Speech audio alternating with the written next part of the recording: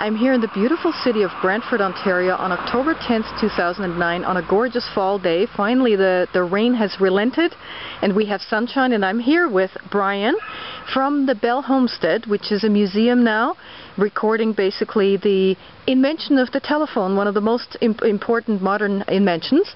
And please, Brian, tell me, where are we here? Well, this building is the Henderson Home, which was Canada's first telephone business office.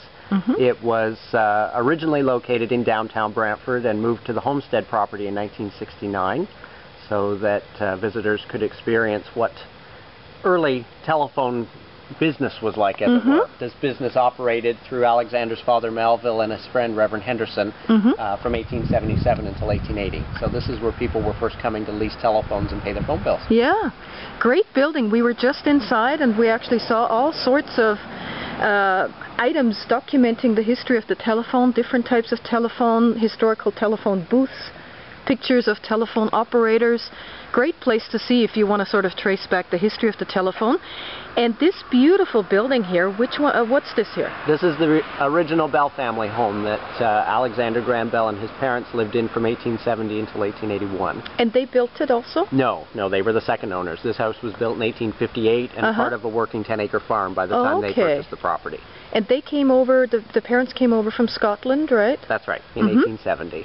Okay. So beautiful originally house. Their plan was to only be here for a couple of years, but they ended up staying on the farm for 11. And this is where the basic principle for the telephone was conceived in 1874.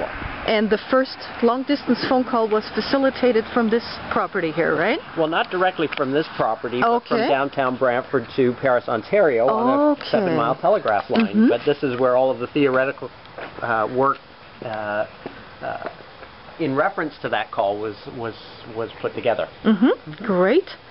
Wonderful. And this is basically just on the outskirts of Brantford, right? Yes. Yeah, we're just on the edge of town. Is the area? That's right.